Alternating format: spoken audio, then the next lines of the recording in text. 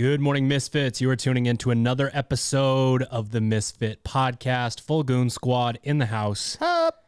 Yo. Today, we will be talking about affiliate programming and coaching. Here's the sales pitch for every single person to continue listening to this episode. When you come to this podcast, typically you're looking for competitive CrossFit, whether it's what's coming up in the programming, advice on how to do X, Y, or Z, whether it's soup season or not. There's a lot of nuance to what we do. I'm always soupy. But some people don't know we have been running programming for and coaching at affiliates for 14 years. And if you wanted to it'd probably be too high, but if you wanted to stack all of our experience together, we're looking at, 30 some years. Yep. Of experience at the affiliate level. So when we talk about programming, it is really great for our Team Misfit subscribers and potential Team Misfit subscribers for our affiliate programming to listen and sort of hear how we think about how we're programming, how we would coach certain classes. But at the same time, we are talking about snatching, handstand walking, toes to bar, how to teach certain things, how we think about programming. So it doesn't really matter if you're a competitive athlete, if you're an affiliate athlete, if you're interested in the programming, fantastic. It's available at teammisfit.com, phase 2, October 2nd.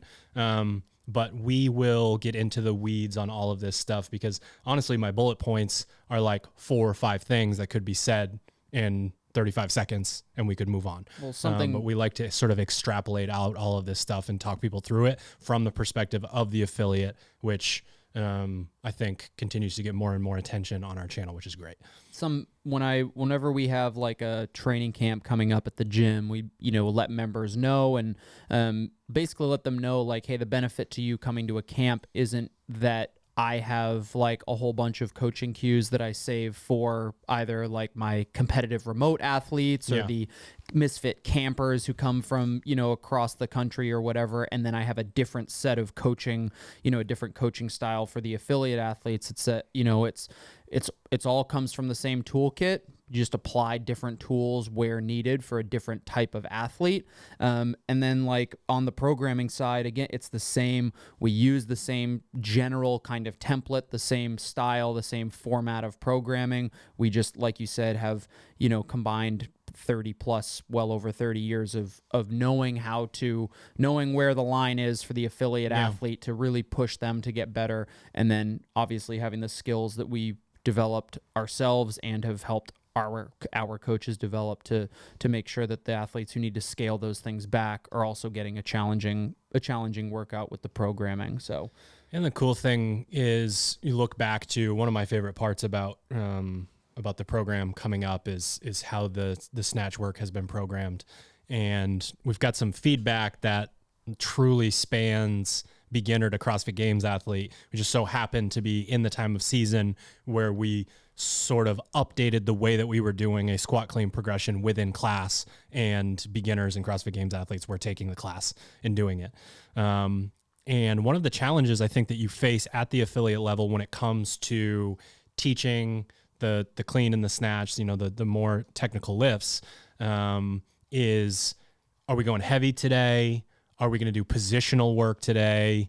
Are we going to do tempo work today? Is there any sort of volume to this? And the problem is we can get into class and we can get that like 20 or 30 minute blip where a member's not really going to be able to retain, and we're picking one of those areas to focus on. Whereas if you push that out to 45 minutes of a 60-minute class and said all of the above, you're actually going to end up getting a really decent amount of volume because we're going to start with technique work and then we're going to work to other positions and then we're going to end up going heavy.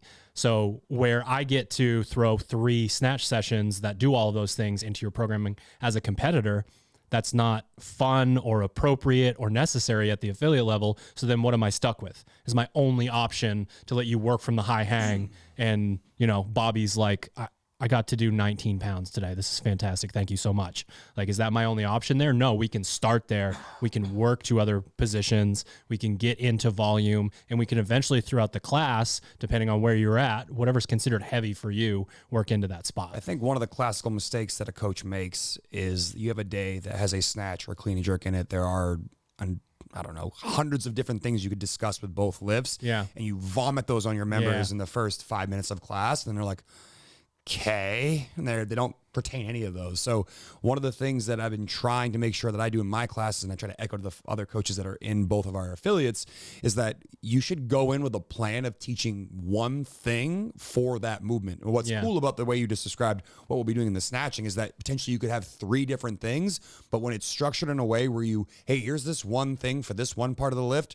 All right, let's practice a bunch of times. All right, reset. Everyone's kind of resetting and clearing the whiteboard, erasing that, restarting again. All right, here's a second part of the lift. All right, here's one thing to focus on here. Let's go through it for a handful of minutes. Great. Everyone's making that change. Reset, and then do that maybe one more time in each component of the lift instead of, again, vomiting on someone for 5 straight minutes and expecting them to understand any of that and just, you have blank stares and people like nodding their head, but they're clearly not checked in. You have a much more effective way of communicating the same amount of information you otherwise would have given them anyways, but in a digestible dose that is now possible for them to retain. Hey, he said, move your feet on this part of the lift. That's all we're going to do for These this part. sessions also tell a story about how one would get better at the snatch within a single class. If I get to start at power position with an athlete, or I get to start with the tall snatch, and we're working our way down into varying levels of this, we know that there is sort of an end goal that we started with. We started with, this is the position that we want to end up in. And because you started there, there's a pretty good chance you were forced to extend and forced to actively pull under the bar. And we're just going to add little pieces to it as we go. And it doesn't matter who I'm coaching. If we go next door, and again, it is games level or beginner that just wants a little help with gymnastics or something, I've got a progression ready, and if we mess up, we take a step back or go all the way back to the beginning. And you get an opportunity to do that as a coach. And then the athlete ends up with the, I don't want to say trickle of vomit, but just based on what you said. A lot of puke in this podcast so far. But they just get they get things delivered to them in an order and in a time and in the okay, so you like to visualize it. You like to do the actual movement, and I like to hear what it is, right? We're going to get all of those opportunities within a class to do that. And then the beautiful thing about building this type of culture is monkey see, monkey do. Like, if you have a class that's really energetic and into it and a few good movers are in there, it just all of a sudden starts to make We everyone also move believe better. sort of in a top-down approach for a lot of these skills because it takes away some of the complexity in the movement. So you actually have a great way to self-scale your affiliate classes as well. So if you have someone who's brand new at the affiliate, and as soon as you add extra length to the pole, meaning you're going from, instead of just from power, you're going down to the knees or the floor, there's more opportunity to make errors. So if you have someone who's very green, maybe they just graduated your beginner's class, and you show them the full snatch, and they're just like, I don't know what the hell you're showing me, bud. You could spend the entire session being like, all right, power position is the one thing that you are going to work on today because this is where you are in your fitness journey. It makes a lot of sense for you to just spend this entire class, sticking to the format that everybody else is with, but with just this one single component of the lift. And that is something I think a coach should feel welcome to do when they have someone who's very green or very, very new to the program or very new to just CrossFit or Olympic lifting in general. You could just spend the entire hour on one component of the lift, if appropriate for that person, and make much more change than trying to have them, blip through all 3 things in one single class. And then as they progress throughout the phase, then you can begin to layer on complexity. So it's really important to realize that everything that we do in the affiliate can be boiled down to some very basic human movement elements. And as a coach, it's a big feather in your cap if you know when the time to do that for an athlete occurs, because you can better help them succeed in their lifting and their career in CrossFit by not throwing 1,000 things at them and overwhelming them to the point where they're like, yeah, CrossFit was good, I guess. I don't know what the hell I just did today. I did 15 different things and didn't do any of them well. So instead, here's one thing. Let's hammer this and get this done really well, so that next time you come in, we can layer on from that point. Yeah, I like the fact that with these sessions where we have basically kind of like Sherb alluded to, going from over the course of the 7 weeks, going from kind of the top of the lift where the least complexity occurs and progressively getting lower and lower and closer to the floor. But there's always an opportunity in every session to pull from the floor. Yeah. And what that does is that opens up kind of the opportunity, like we were saying at the beginning. So you've got let's say you've got an athlete who's been snatching or doing CrossFit for 10 years. And it's like, hey, I'm pretty competent from the floor. Yes, there are some small nuances that I can always clean up and get better. But if I'm only in these kind of higher up positions, I'm not necessarily going to be able to get an opportunity to get that strength adaptation, that power adaptation that we're looking for in these sessions. And on the other end, you've got a beginner who just doesn't have coordination, the accuracy, maybe the mobility, the strength to get a barbell heavy enough to make a change, and that person is better off with the positional stuff. So with all of these sessions, you have the opportunity to teach both of those athletes by saying, hey, newer athlete, we're not going to worry as much about pulling from the floor at the end of the session. You're just going to keep reiterating the positions that I just taught you in this class. For the more experienced athlete, they are able to load the bar a little bit heavier for that positional work. And then at the end of the session, when we're saying, hey, build to a heavy set of 3 or 2 or 1, they can let their strength come out and, get that adaptation. So the session is really well catered to like a really broad array of athletes and ability levels. Most athletes think that what you guys are referring to as the simplest part of the movement is actually the most complicated, because they don't understand that what they're doing from the time the bar leaves the floor till it gets to that position is making that thing that they want to be able to do so challenging, right? Because like power position through a like violent extension that doesn't have over pull and then you're actively pulling under the bar, when you're pulling from the floor and you've got a little bit of weight on there, seems like the mountain that you're trying to get over. And it can really get into people's heads. I mean, how many people do we see on One Rep Max Day do like a million shoulder shrugs because they're in their head about not wanting to be able to pull under the bar? You guys start them there and go, no. We have proof. You just showed me.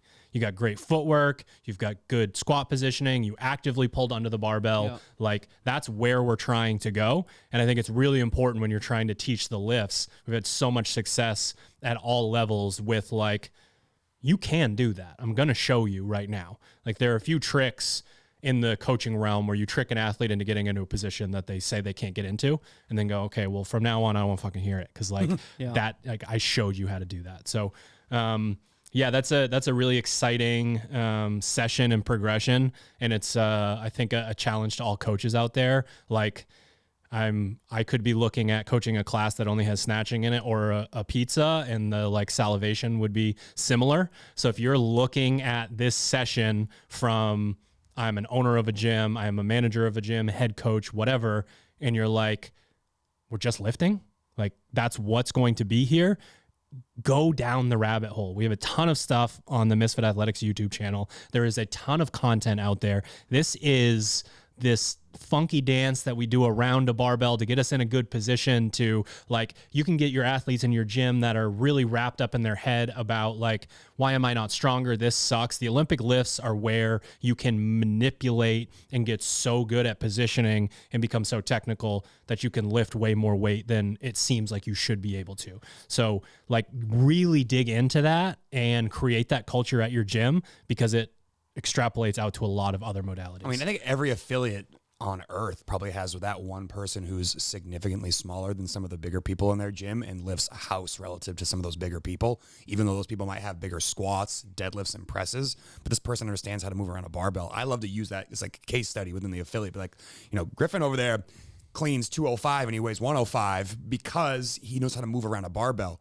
You deadlift 200 pounds more than him, but you can't figure out how to move around the barbell correctly. So this is why these sessions are so valuable. I'm going to teach you the skill which unlocks your strength. You have a shitload of pulling strength, a shitload of squatting strength. Let's find a way to connect those two things in a way that helps you understand how to move around a barbell, because you are going to be a fitter, healthier person if you learn how to do that. Trying to connect those dots for a lot of athletes is the part that I think is missing, and why someone could see just a snatch day and be like, meh, what's the point here? But finding ways to relate to real life or how it connects to things that those athletes are passionate about is a really important part of why these days are successful. So going down the rabbit hole of reading, why you want to teach someone a snatch and how to teach them a snatch can help bolster your ability to deliver a much more effective class. But you have to be willing to go the extra inch, extra mile, extra whatever to figure that stuff out. Otherwise, you are right. Your class could be a dud. But then it's not because your members aren't buying in. It's because you haven't inspired them to buy in through your own knowledge and your own passion delivering that class. Yeah, I think the snatch especially is,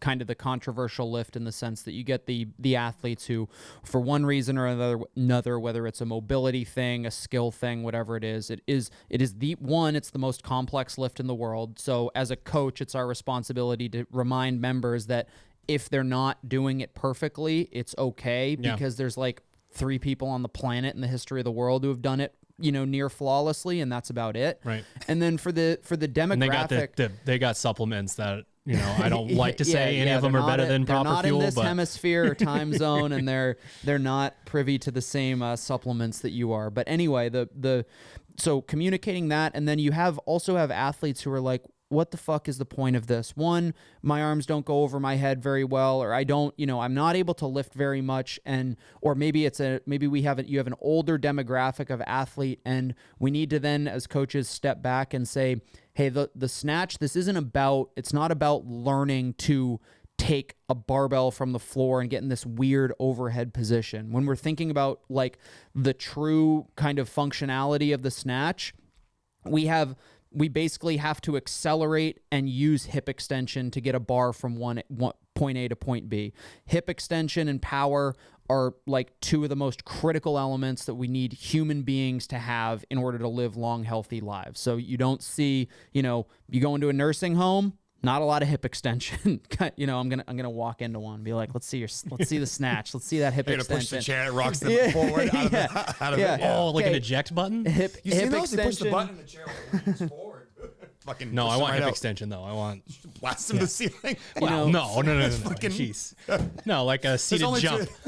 That's only two kinds that exist. So we've got the hip Ejector extension, seat. we've got the power output, and that is simply put just jumping, right? So again, having a human being who doesn't have the capability to exert force on the ground quickly, that's a deficiency that we don't want somebody of any age to have, right? Frailty. So we can try to, absolutely. And we know that power output is one of the first things that kind of starts to drop off as we age. We can retain some of that by maintaining strength, which is why we still squat, deadlift, press, all those sorts of things. But being able to apply force quickly is something that every person needs to be able to do to the greatest extent that they can to make sure that we're pushing their longevity as far to the right as possible. Because regardless of how old you are, how much you can actually snatch, it's not about the snatch. It's not about, this super wonky kind of lift. It's about, hey, power output, there's a coordination element, there's the neurological adaptation that occurs with that sort of thing,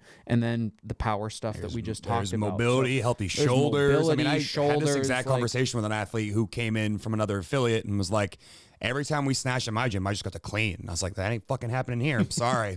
You're going to snatch here. And I obviously didn't go in. You ever do the Mike Boyle? Do you ever do the close grip? No. Okay, but I didn't go in it hot like that. I just said, hey, I asked a very simple question. Hey, when you're 80 years old, do you want to be able to put your arms over their head? And they stared at me in the face and didn't answer. I was like, I'm asking you a simple question. Yeah. When you are 80 years old, do you want your arms to go over your head? And he, again, was blank. I was like, the answer is yes. You want your arms to go over your head when you're 80. You want to be able to grab things on a high shelf and bring them down so you can use them. So, again, just what you were saying a minute ago, it's not necessarily about the snatch. It's what the snatch provides us in terms of benefits. And that's the part that I had to work to help them understand. And we're still working through that understanding of why you're going to be snatching and not cleaning every single time it's a snatch day. But again, you have to be able to relate that information in a way that doesn't feel like you're attacking them, but help them educate them on why there's value in that movement. All right, squad, just a quick break in the action. We've been talking about affiliate programming. We've been talking about phase 2 for Team Misfit. If you're really interested, you want to get on board, you can do so in a couple different places. First off, teammisfit.com is going to be the best place where you can get the programming, and you can get a full month at a time. So it's either a 4 or 5 week chunk of programming. It is the farthest in advance you're able to see the programming on the platforms where we provide it. Teammisfit.com, and we also provide a couple different file versions so that if you're in a Wodify or Beyond the Whiteboard, it's a pretty easy copy and paste into those platforms. If you're already on SugarWOD, good news, we have that program already uploaded for you in SugarWOD, including the engine track, and we're also available in StreamFit. So you can get the program there. It's already input for you, or you can head to teammisfit.com, be able to see the full month in advance and have a version that you can copy and paste into your gym's respective programming software. Okay, back to the show. That's a pretty good segue to a bit more of the kind of overhead conversation, and I think an issue that you see in pretty large quantities with a certain demographic at CrossFit gyms. And the Team Misfit sort of skill focus for the phase is toe to bar and handstand walking capacity. And in my mind, when an athlete comes to me at any level and is struggling with overhead mobility, handstands and dead hanging from a pull-up bar are the places that we start. We got to get you range of motion. We have to get you into these positions. So no matter where you are at in your journey, like we very rarely, you know, we're 99.9% of the people that come into the gym can dead hang from the pull-up bar. There's obviously other ways to help with that and get traction. But hanging from a pull-up bar and either kicking upside down or, you know, getting into a pike push-up or having your feet up on a box or something like that is so incredibly important to, like, just get into the positions that you want to be able to move into.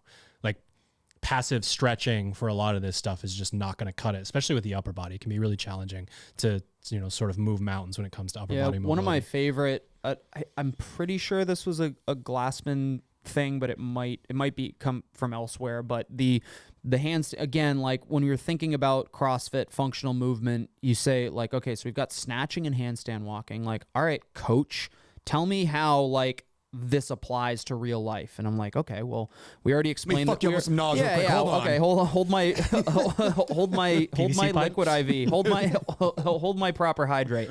You know, it's like, okay, so we talked about the snatch, the power output. If you're an older athlete who can't, you know, overhead squat or struggles with the overhead mobility, we can still power position, power snatch, and elicit that explosiveness. When it comes to being upside down, we're thinking, one, going back to what I was saying. So I think it was Glassman again who said the athlete who is comfortable upside down is, imagine you're somebody who enjoys skiing, mountain biking, any sort of like any surfing, for example, snowboarding.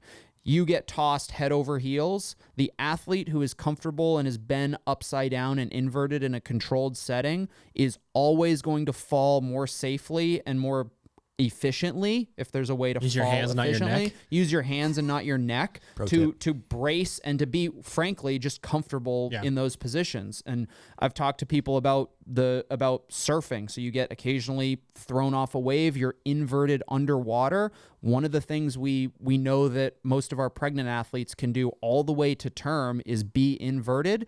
A lot of that has to do with the fact that, like, as a baby still in utero, being inverted is common and like that, it's fine, like that, it's perfectly fine. And we tend to lose that as, you know, we're not, one, humans aren't just swimming around most of the time, and two, we're just generally not inverted very often. And when you get people who come into the gym for the first time and have never kicked into a handstand, it's like, hey, this is you know, baseline. This is baseline. This is common. It's safe. We want people to be comfortable with it. And there is functionality with it. I mean, I always go back to like going the same token here with beginners, teach a beginners class. It's like, hey, I wanted you to be comfortable in an orientation you're not used to. So like body awareness is huge there. And then two, how strong do you think your shoulders are if you can support your full body weight? How, like, if you fall in the winter, you know, you're 40, 50, 60 years old. Sure. You fall in the winter, you breaking your arm, or are you catching your fall and getting back up on your feet and continuing with your day? Yeah, so, like, It's a demonstration of strong, healthy shoulders. That is why we ask you to do a handstand walk. It's not so you can, you know, do a keg stand at the next party, which is cool, right? It's whatever. If you're into that, cool. But the idea here is I want you to have Needs vary by degree, not by kind, sure. So you might need to be able to catch yourself from falling. And it's nice to know your shoulders are strong enough to withstand the blunt force trauma of putting your hand down and not having your arm break. Well, that window of movement closes down on us so much as we age if we don't take a look at these things. And it would be asinine to think that, okay, I don't have this large window. I actually can just barely stand up, but also am really good at pull-ups and handstand walking, right? Yeah. Doesn't work that way. Yeah. That whole window opens up. And if you think about human movement, the more comfortable you are with different skills, different positions, the more you're going to be able to deal with something that's very basic that ends up being deadly for certain people. For sure. Yeah, Coach Mark actually said something great the other day about that, because we just did the affiliate games week, and we had the skills and drills with pullovers and freestanding handstand push-ups, and helping people understand like why we might ask you to do some things that are a little bit unique relative to the baseline of things. Like when you're 50 years old, if you can do 150 things, but by the time you're 80, you can do 50 things, you've only lost 100 things. But let's say you're 50 years old and you only do like 25 things. Yeah. How many things do you think you're doing when you're 80? like 5. Yeah, and that's, probably getting someone taking care of you at all times. So it's like, there's this weird element that you just described a minute ago that as we age, we, assess risk and go, I'm not going to do that. Right. I'm not going to go hike up that hill because I might get stuck up there. Or I might not, I might not go and do surfing, or I might not know how to surf because I might get eaten by a shark. And it's like, yeah, there are inherent risks in anything that you do. But you have to be willing to do these things, because the sooner you start chopping down the amount of things you want to do or willing to try, the sooner you're going to have little things to be able to actually like function and do, which again is the number one reason why people go into a nursing home, is they lose the ability to take care of themselves. So exposing yourself to more things readily prepares you to be essentially have a larger roster of things that you can do. So as you age, that list, instead of going from 50 down to 10, goes from 150 down to like something like 50. Once again, we're sort of faced with the idea that if you can teach efficient movement when it comes to something like a toes to bar, you can make it more accessible. When we are next door at the gym and we're watching someone who ends up getting, behind the bar in the hollow body position and then is unable to stay behind the bar to kick it, it's typically a midline issue. So being able to know as a coach, honestly, you can kind of teach a toe to bar on a podcast, right? Like we want to be in our good gymnastics kip hollow body position. As we get behind the bar in the hollow body, we want to bring the knees up near our armpits, leaving the feet low as long as possible. And then you kick the bar, right? Push the feet out at the top to recreate that position, use a little passive energy. The problem is you might go into a gym and we might have the monkey see, monkey do of the pike, or we might have the scoop, or we might have the ball up and kick and then swing a couple times and try to do it again. I thought I was going to knock my coffee over, but I already did that pre-podcast. Rest in peace. Third time today? You got coffee over there? What do you got over there? It's just empty. It's a sad cup. That's good. You can knock that over. Keep it close. No. Yeah, so when you're thinking about something like that, it's really important to build those stages within the movement and know how to teach the progression to get athletes to that point and to get that culture within your gym to a certain point. You walk into some gyms and there might be 47 toe to bar techniques going on in one class. It's called variance. I don't know. It's called variance, right? I don't know that many. Do you? Fuck. I don't know. We'll learn. At the highest levels, I still believe, depending on obviously the stimulus of the workout, should be a grip intensive movement, right? How long can you hold on to the pull-up bar if you're being efficient? So another thing where it's just like, we have the resources, we put them out through the Team Misfit Instagram, we put them out on the Misfit Athletics Instagram and YouTube channel. Pay attention to that stuff, because again, this stuff really does like take hold and almost like grow into members teaching themselves efficient movement, because eventually if you're really good at a snatch and you're really good at a toe to bar, you have the confidence to figure out these other movements. Skill acquisition is a skill in and of itself. Yeah. Yesterday's workout, we had a retest where there was a basically chin over bar pull up, progressing to chest to bar, progressing to bar muscle ups. And we also had the inverted stuff, handstand push-ups of a couple different varieties, and it was a lot to teach in a class. So I was trying to figure out like, okay, how can we kill lots of birds with one giant rock here? And going back and forth with the hollow and arch positioning, I was like, hey, like we might be doing pressing upside down with the handstand stuff. We might be holding onto a pull-up bar, getting our chin over the bar, our whole body up over the bar. But there are a couple common themes with the hollow and arch positioning. And you'll start to learn that like there aren't that many different positions that we ask you to do in CrossFit. We just ask you to apply them in a lot of different ways. And I had like 4 members. I was like, hey, Kate, jump up, show me 3 toes to bar. And as she did them, I just said to the class, hollow arch, hollow arch. And then I had another person at Palmer, go do 3 bar muscle ups, hollow arch, hollow. Julie, do 3 butterfly pull-ups, hollow, and did it like I just exhausted the examples of saying like, hey, these positions are important. These fundamentals of just like the basics of the kip swing and holding yourself upside down with a braced midline, they all apply outside of the specific movement that you're talking about. So thinking about it in those terms as both a coach and an athlete can help really So it goes back to the old like school journal stuff too. It's like master the fundamentals. It's the reason why we keep bringing them up over and over again. And we sprinkle them into warm-ups, into, examples like you just had right there. Like, you have to understand as a coach that if you can get members to buy in on like foundational shapes and movement, things like learning how to create hip extension or quarter extremity happens naturally because you constantly ask for it over and over again in various movements. And you were joking about the 47 different styles of toes to bar. Like, in those gyms, I have a pretty good guess that the foundational like motor patterns aren't really harped upon there because everyone's figuring out their own way to do it. And again, part of what we did early on was watching stimulus gas, 3, 2, 1, go. Yeah, I was watching Windows Media players and be like, fuck, can I do that? Let me see if I can teach somebody else how to do that. And like through time, you realize that, it isn't 4,000 different things that we teach in CrossFit. It's like 10 different things applied in different ways. And when you have that like firm understanding in that, you then can then relate it to your members. And all of a sudden, everyone starts to kind of meet towards the mean of like, this is how you're supposed to move in everything. We don't have the 47 different wild styles of toes to bar, because if we see that, we're like, hey, that doesn't transfer to getting more toes to bar. Hey, that's dangerous. Don't do that. Hey, we got to work on your grip because it doesn't look anything like it's supposed to. And then all of a sudden, people understand because they see the people who listen start to progress at a lot faster rate. And it just becomes kind of the culture at your gym. All right. I want you each to pick one and run with it. I want a number one tip for getting people that are not comfortable upside down into this handstand walking class. So one of you can take that.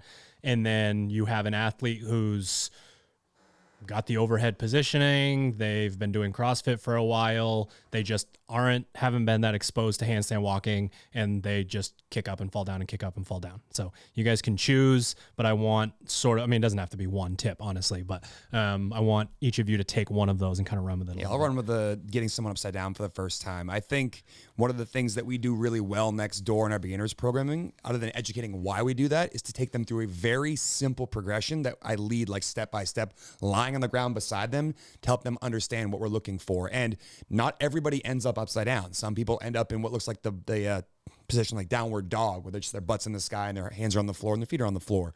But essentially we would get into that position and I'd say, all right, let's do this first. And the first thing I ask them to do is like, can you push up to hands and knees? And I've yet to meet someone who can't do that comes into the CrossFit gym. Again, it might happen at some point and I'll be ready for, on the fly, making an adjustment. But all right, you can do hands and knees. Great. All right, now I want you to stick your butt up in the sky and look at the wall where their feet are. Oh, great, you can do that. Now we've sort of created an upside down position. Now I'm gonna ask you, can you breathe in this position? Because I wanna make sure you're in control. One of the things I'm always asking an athlete when we're doing something brand new is like, can you be somewhat relaxed in this position while also focusing on what you're doing here? Once that, has happened, then the checklist begins like, all right, let's see if we can get 1 foot up on the wall and 1 foot on the floor. All right, let's try to push off the floor a little bit, see if we can get a little stability in the shoulders and hold yourself there for a moment.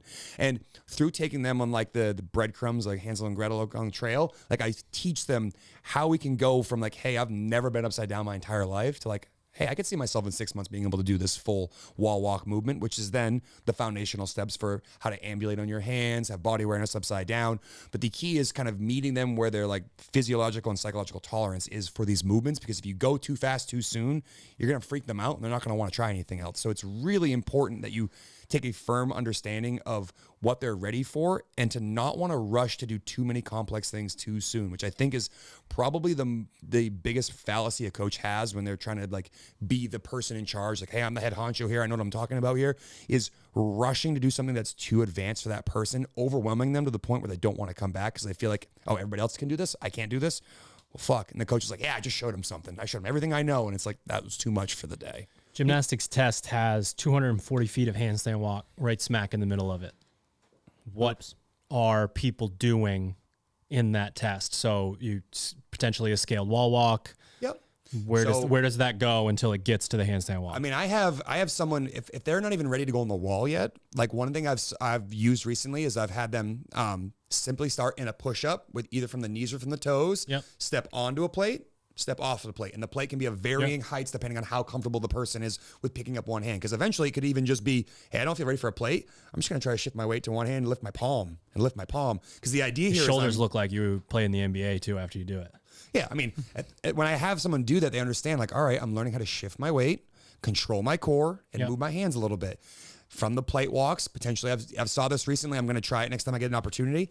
You could have that athlete put their knees on the rower rail, walk themselves out from the seat being all the way close to the flywheel, walk out, walk back. Lets them practice a plank, lets them move their hands forward and backwards. And then we can start to slowly elevate the feet higher and higher to the point where it's like, all right, now you can do a modified wall walk. You can take a couple steps in, a couple steps out. We'll call each one of those, I don't know, 240 feet of handstand walking is probably something in the neighborhood of like 20 wall walks, 15 wall walks for the affiliate level athlete, depending on, their comfort with wall walks, figuring out what the equivalent scale is for them. And I usually just use time. Like, how long would this take someone if it was doing straight up handstand walk?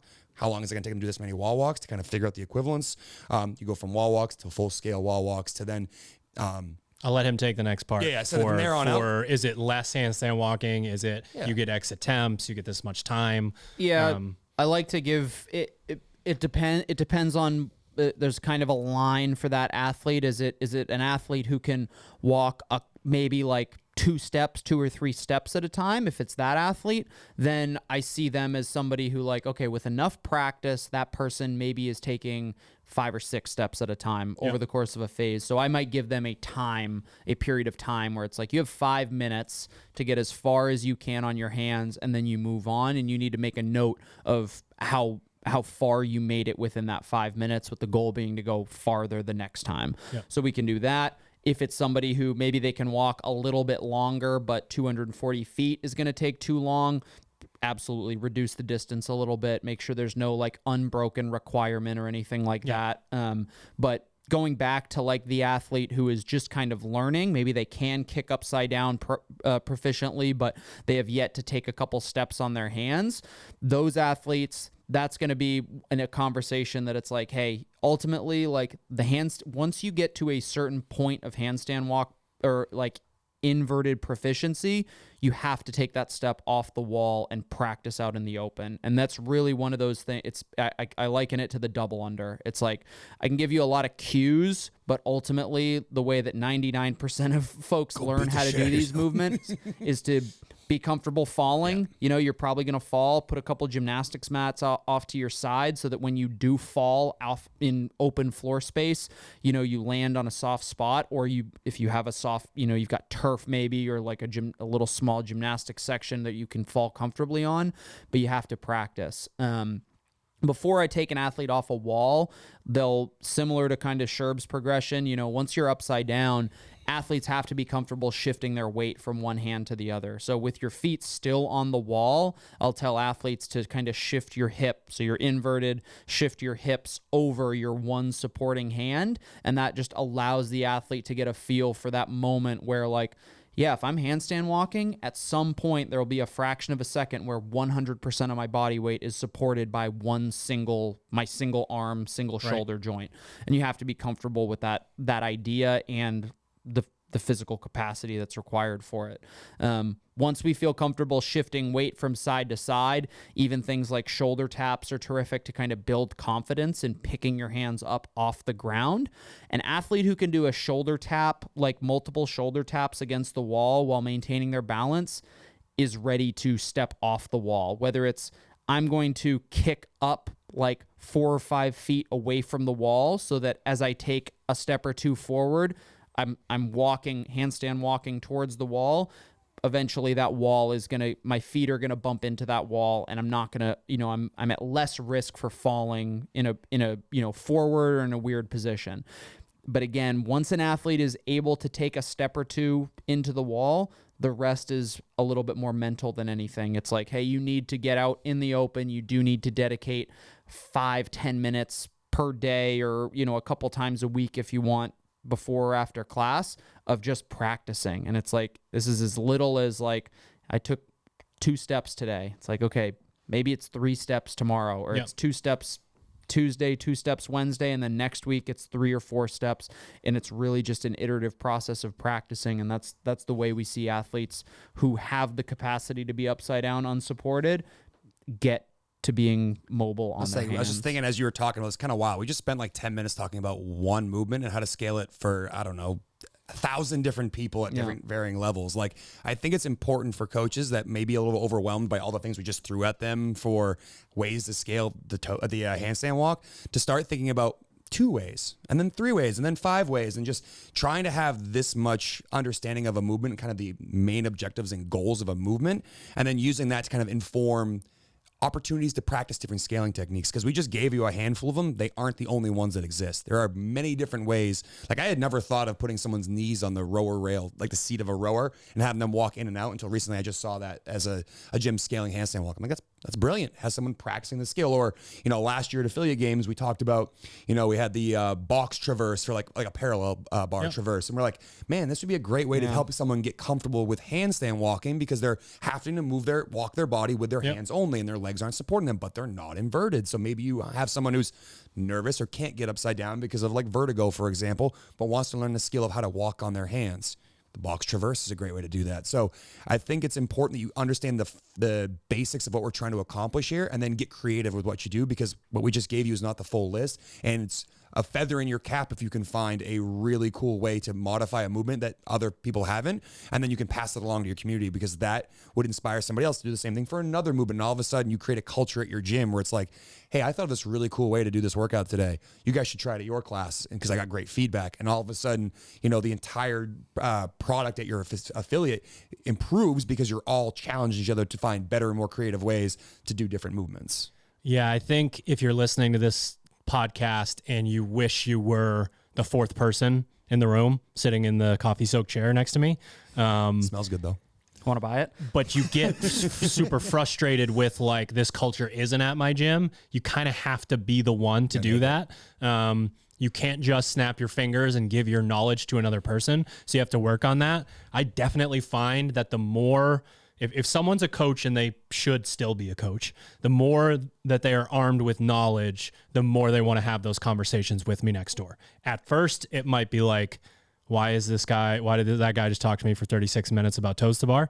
I thought I was giving enough social cues for him to stop, but he wouldn't. Get away from me. And then eventually you get to the point where there is the nuance, and you can have a conversation with 6 or 7 different people about like, so broken down so far in a specific movement that you're actually like, I think it should be done this way. No, I actually think it should be done this way. That is a good sign. So if you're listening to this and you wish, again, that you were in this type of conversation, or you were like that more often, just go create that culture at your gym by teaching versus like unloading on someone and being like, here's all this stuff you need to know. And they're still just like, okay. You'll also find that if you start, even if you kind of bumblefuck your way through teaching that for the first time, an athlete is like, 2 heads are better than 1, right? So whatever you're thinking in your head as being like, athlete's not going to understand this. Athletes aren't dumb, right? They're people too. Yeah. Don't make the assumption. And 2, like, if you introduce this stuff to an athlete, or maybe 2 athletes who want to work on this stuff, they start to feed off of each other, and then they start to almost progress themselves, either in the way that you were going to, or maybe they figure something else out that gives a light bulb moment to you. And all of a sudden we start to like kind of cross that bridge a little bit more confidently as a group. And now all of a sudden athletes are leading themselves in a way. And it's like, well, I learned a handstand walk by doing this sort of thing. That might help you. Or I learned it this way. That might help you as well. So don't be afraid to like introduce something that maybe you don't have like a 100% firm grasp on. If you can get people started in the right direction, like, you'd be surprised what you'll learn from just watching athletes struggle and fail and struggle and succeed. The days that typically at least one of these gymnastics will fall on will end up being a gymnastics only day within class. Gives you the opportunity as a coach to really go in and do the stuff that we're talking about. And then there's some really cool, like, interesting workouts in there that on paper for an affiliate member, they see it as, what's this many muscle ups or pull-ups or whatever, and this much handstand walking. Like, they just see a Metcon that doesn't have a monostructural or weightlifting element to it. But as a coach, you can again see that from the perspective of, I can really like move the needle today. I have enough time to dig into how to get an athlete better at this. And the cool thing is some of the kids babysit themselves, right? Like, it's a wheelhouse for them, and you're like, hey, this actually really is a Metcon for you. Yeah. And then others, you go in, and if it's like a partition, however you want type of workout, you can get more granular with an athlete and say, okay, we're going to go like 4 toes to bar, and then 25 feet of handstand walking. And we're just going to go back and forth. And that's how you're going to accumulate your reps. And I want you to back off a little bit. There's so many athletes that are getting that like 5 or 6 days a week, like zone 5 feeling, and it might not be what's needed for them to get to that point. We actually got to get them to dial it back a little bit. And then at the end of the day, I mean, if you're worried about this kind of thing, you're burning the same amount of calories. You're getting a lot of benefit there. And some of the athletes that are working more on the skill focus are kind of looking further down the road and saying, I want to end up being that, but doing it right without injuring myself. Yeah, actually, we had, again, the affiliate games, we did all those skills, and I posted up the 100 words of this fitness. Is the inverted medley type we were doing day. pullovers, freestanding handstand, push-ups, pirouettes, things of that nature. And I posted the 100 words of fitness because I really do subscribe to that idea. And one of the things I try to help people understand is that, when you train CrossFit, it's not always I have to breathe, fire or my muscles are on fire. Like some days can be just neurological, where you learn how to develop a skill and you have the guidance of a coach where you're asking after class, can you watch my toes bar for 2 minutes? Like, wouldn't you like to have an entire hour dedicated to that kind of thing? Yeah. And do you we realize that a lot of you love CrossFit and want to come 7 days a week, but that's going to blunt your effectiveness of your training. So if you're someone who really, really buys in and loves CrossFit, this is an opportunity for you to come in and practice what CrossFit is actually meant to be, which is some days skills and drills that aren't going to be, again, breathing fire and have your muscles burning, but make your brain burn a bit more and help teach you, components of this lift that then translate to your toes to bar. Like we're talking about bar pullovers, and where it's like, isn't it weird that other people that are really good at toes to bar are also really good at bar pullovers? Well, that's because they've developed a really good midline because of that. And they're also good pullers and they can do lots of bar muscle ups and whatnot. Those things translate here. So we can practice this skill. It translates to that skill, but it goes back to the original skill.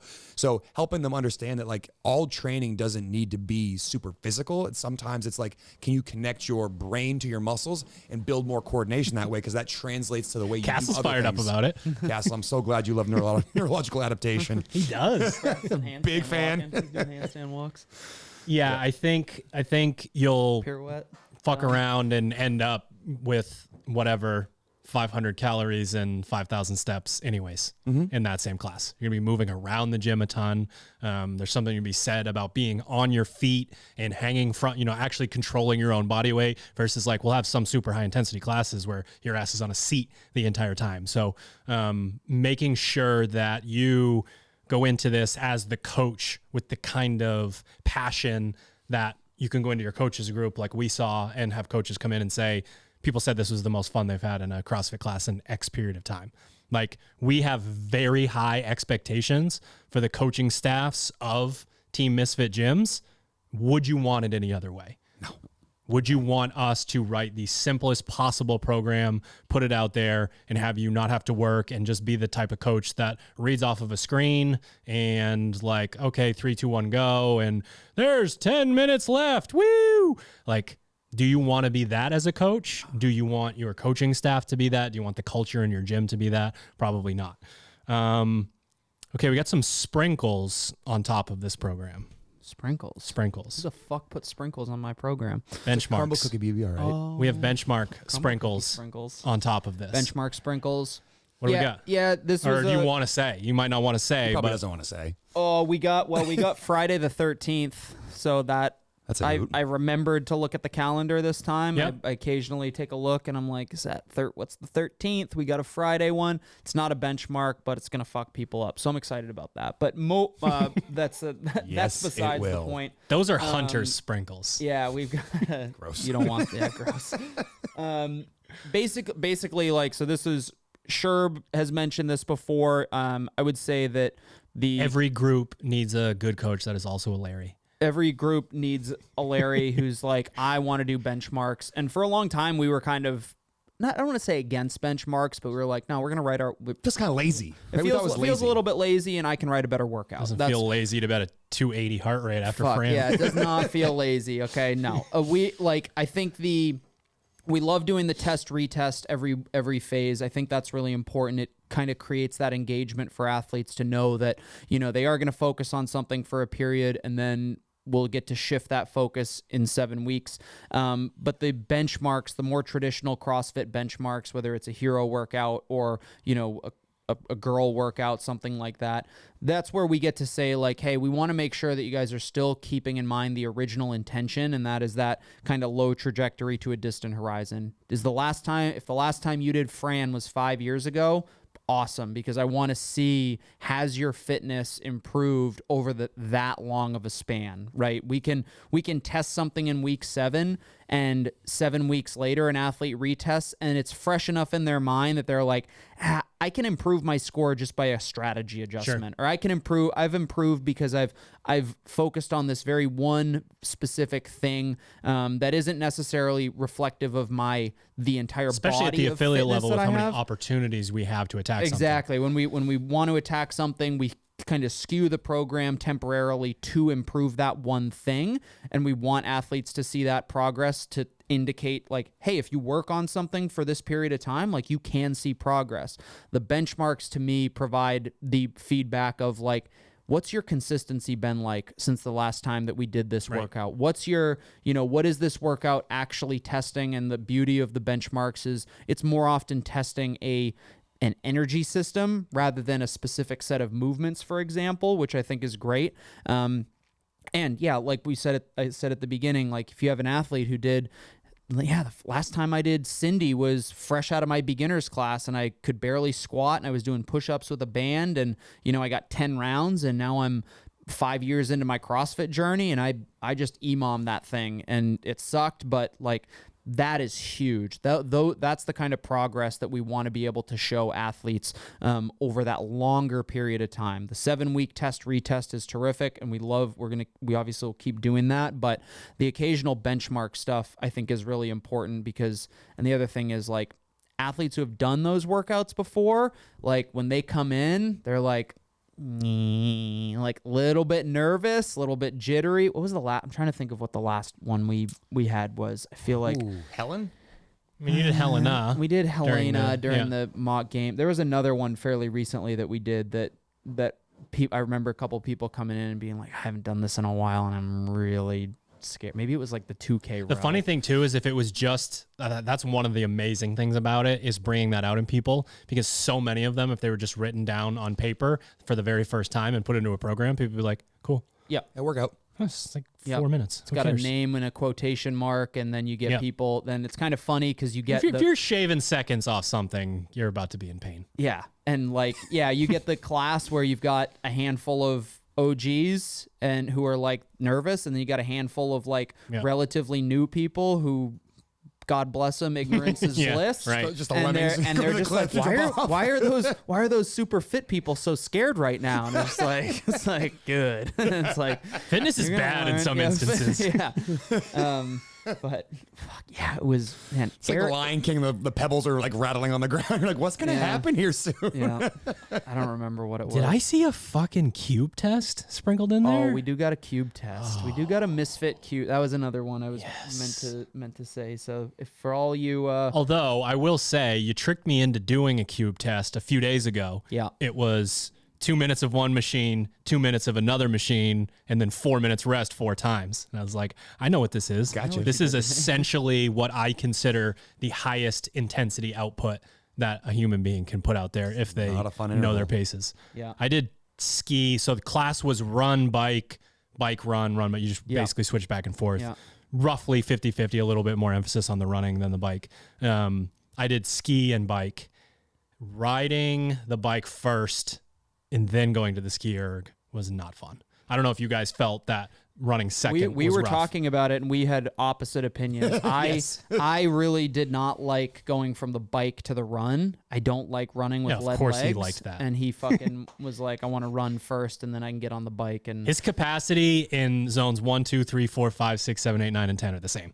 Yeah. He's like, oh, it hurts more, but I go the same speed, so it doesn't matter. Yeah. I finished the last interval and I wasn't breathing it because I finished on the bike and I was like, not breathing as hard as if I finished on the run, but my legs hurt real bad. I hit threshold both muscle and breathing wise with about 250 left on the bike for the whole workout. Because I got on there and me, I go from my pace for the whole workout was a 157 and I went to a 137. I was coaching that class, and I had a good chuckle because there were a couple people who were being strategic like that. They were trying to start hot on the bike and then fade because they knew they could be done the bike before the runner got back. So I look over. That does not work. Well, I looked over. It's a terrible strategy. I looked over. I'm like, 125. You're gonna hold that for a 1K? He's like, no, just the beginning here. I'm like, you're wasting way more energy hammering the beginning of this round than you would if you just persisted the whole time. Only 29 more minutes left in the workout. All three of my teammates ran sub 6 minute mile pace 500s to open the workout. Lovely. It was Ryan, Trish, and Bobby. I watched Ryan and Matt Lemon take off on their first 500-meter run. I was like, bold strategy, gentlemen. We'll see if it pays I felt like off. such a loser at the beginning because I was actually pacing it the way that I was supposed to. And then towards the end, I'm like, oh, where's Bobby? Can't find him. He's out on a run. I get to rest for an hour before my skier. This is Don't great. challenge him to a beer mile if he's doing a 400. Oh, my goodness, right? I can't believe you brought that up. Yeah. I didn't know you could lose a 400 by 400 meters. Therapy. Just putting it out there. Put it in the universe, get past it. All right. Phase 2, Team Misfit affiliate programming starts October 2nd. I think one of the really exciting things about this program, and to be honest, we didn't even go into the competitor extra at all here, but sometimes when we're doing this, we kind of assume a significant portion of the listeners are going to just be people that are already on the program. One amazing feature to this is we talk about that spectrum of your beginner to your CrossFit Games athlete. That trajectory for so many of our people that have actually been able to do that has included, I go in and take class, and it's either only a strength or only gymnastics, or a strength and a conditioning, only a conditioning, your standard affiliate fare. We also provide a competitor extra and an engine class within this programming. So you go in to do the program, and 80+% of your members are getting a really fantastic program, but then you have those people that are just really interested in the sports side, or are those people with the crazy metabolisms that just want to be in the gym for 90 minutes or 2 hours. We have a competitor extra that's built in there that ends up being the quote unquote what's missing. Coach, I want to make it from open to quarterfinals. I want to get, I want to sniff semifinals from the quarterfinals level. I want to be able to do that. How do I do it in a thoughtful way? It's really challenging to write this program that's completely separate and stack it on top. So we have that competitor extra that's there. And then one way to build an amazing culture at your gym is to provide an engine class.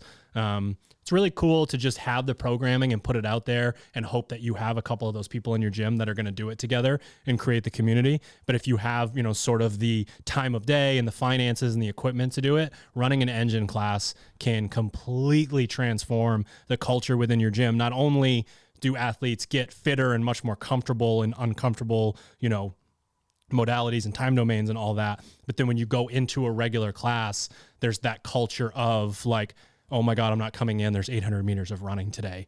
Or like, once you build that and people understand how fit you can get with understanding your physiology and movement patterns on machines and running and stuff like that, it really helps the rest of the picture. That culture thing, just again, keep going back to education's an educational piece here. Like, hey, I'm telling you this program is going to work really well for you, because one of the things that really stops you in a CrossFit workout when you're starting out, when the movements aren't simple, like rowing and running and box jumps, is like your skill level slows you down because you have to figure out how to do movement when your heart rate is high. So if you can take on an engine class and it can take some of the skill elements out of there, like, don't get me wrong, there's still skill to rowing, double unders, and things that can be in an engine workout. Yeah, don't say that too loud. Coach Chris yelled at me for saying rowing didn't have skill. No, it was a passive comment at the beginning of class. But again, the same idea here is that like earful. Slightly less skill, or maybe something that's a little bit easier to understand than, a snatch versus rowing, like allows an athlete to put more energy into understanding how to pace themselves and what a workout does to their body. And it's not,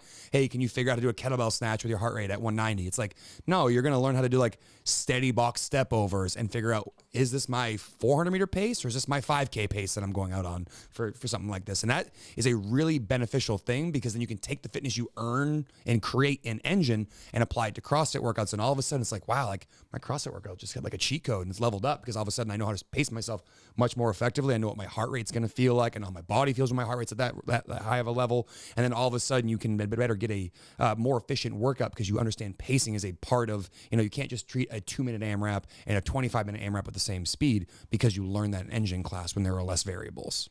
Yeah. Good. Sorry, only thing I'll just add, just for the listener, the engine class is a 3-day per week kind of cardio centered class. I hate using the term cardio, but like we get the idea. Cardio centered class, and then the Sunday, the day 3 of each Hunter day wears a headband and really short shorts, and he jumps up and down on like the stepping box. Yeah. A lot of membership cancellations. And then the third, basically we have the lower skill implements. Sunday is typically more of a CrossFit engine day where lots of different modalities get mixed in. But Chris does an awesome job writing the program with kind of the entire year in mind, just like we have with the affiliate program. But like you said, it's a great addition to the gym if you're able to make it its own independent class, 3 days per week or something like that, or at the very least provide the program to members. It's free with the subscription, so it's not like it's an add-on or something like that. I'll end this with my business hat on here a little bit. You run the risk of having major issues with retention. Honestly, in a bunch of different seasons, but just retention in general, if the product that you provide allows for someone to come in and consume another product inside of your gym, and then eventually just be like, well, I go there for open gym and I follow this other online training program. Why do I need to be there? They're probably there for a convenience factor or a training partner, which you don't want to rely on that. They could move, they could stop wanting to compete, do all of these things. One of the major reasons for our uptick in retention next door is this idea of basically everyone who walks in the door that's not Austin and Caroline. It's like, I got a lot of stuff to choose from here. I can come in and I can just take class. I can take our 90-minute class with that third piece in it. I can add in engine. When you do that, you have the opportunity to be like, you are coming here because we have a thoughtful, cohesive program. We have a really good coaching staff. We have a really good community. If you are relying on the Globo gym model of like kind of show up whenever you want to, and you're not providing that, I think retention is going to be a huge issue. So, I've definitely noticed an uptick in how long we were able to hold members and how often they come to class based on having some sort of variance in offerings because people have different goals. Yeah. Agree. For sure. Final thoughts. Phase 2. Yeah, I'll just add. So we spent most of the time talking about kind of the high points of not high points, but hey, we're snatching once a week. We've got some gymnastics focal points, but that is not reflective of the entire program. Those are the two or three movements that we're specifically biasing a little bit this phase. Got to understand the other 80% of the program is CrossFit. It's constantly varied functional movements, high intensity, varied modalities. We talked about snatching and muscle up, so we're clearly not too afraid of whether it's a heavy barbell, a high skill lift, or gymnastics movements, but there's going to continue to be plenty of those just straight up grunt work cardio days. You like we said, we've got the classic CrossFit benchmarks where it's just that one piece for coaches to really hammer each movement and get athletes going as hard as they can for that one single workout. We're in the business of making people fitter, not just improving those party tricks, the snatch, the toes to bar, the handstand walking. We want to develop those skills, but the bulk of the program is CrossFit that's designed to make athletes fitter, not just high skilled and strong. People next door are fit as fuck and they follow Team Misfit affiliate programming, not Misfit Athletics. I think that's just important to say because of who we are and what we're normally talking about. My final thoughts are just plugging the Discord channel. We have a Team Misfit Discord channel. It's a great resource for anyone who's looking to interact with Hunter or myself, Kyle. I think Drew's in there as well. Chris. Occasionally Chris. Everybody who writes the programming or has a stake in the game here. And that resource, if you're feeling overwhelmed by everything we just threw at you for like, I got to learn how to snatch really well, toe to bar really well, handstand walk, and there's overhead squats and this and that and the other, like, lean into the community and ask us. Like, one of the things I would love to be able to do in there is have more frequent discussions on the way that I might lead the class or the perspective I might have from coaching 13 plus years at the affiliate. If I can help you there, I want to help you, but I won't know if you don't ask. So I would love to see that channel have more interaction because there are a handful of affiliates that follow our program that do chime in, but that's only a handful of them. And I know there are how many affiliates. A lot of them follow our are programming. housekeeping questions. Yeah. You know, if you guys want to dig into how to coach a certain thing or something that you're struggling How do with, I tweak like, this to make you're it not a going to team find a workout? nerdier group Yeah. that wants to get into that on earth than the people who are going to respond to you on those channels. Yeah, so just please, jump in there, interact, maybe, throw out the ways you scaled things as well, because like we talked about earlier in this This is part of your podcast. welcome email when you sign up for programming is how to get into the Discord. Is that correct? I hope so. Ted, I think so. Yeah, I think so. It is Ted. Yeah, it's free and it's free for anybody. It's on the website. I'll double check to make sure it's in the welcome email. It should be. I'm 99% sure it is. Yeah. Yeah, so jump in, interact, help us make the community better, because if we make this small group better, it's going to get bigger and bigger and bigger. We're going to help more and more people, and we're going to help more people understand why CrossFit's so impactful and can help you live a more full life all the way to, the full lifespan. We've said it in the past, potentially have some new listeners today. You guys are de facto executive producers of the podcast. If you like this content, if you want us to talk more about the affiliate side and how we're coaching classes and how we're progressing movements, again, this is what we've done the most of. This is our highest area of expertise is the affiliate side of things. So, yeah. Let us know in the comments or somewhere. Discord. Yeah. Discord would be a great place to do it. It can be the Team Misfit or Misfit Athletics Discord. Yeah, I think we did it. Done. All right, ladies and gentlemen, thank you for tuning into another episode of the Misfit Podcast. And thank you to our show sponsors. You can head to properfuel.co, use the code word Misfit, the best supplements in the game. Sharpentheaxeco.com. Use your favorite athlete code. You save 10%. You send 10% to the athletes to fund their journeys across probably the globe. Who knows what's coming up next. And misfitathletics.com and teammisfit.com for your individual and affiliate programming needs. We'll see you next week.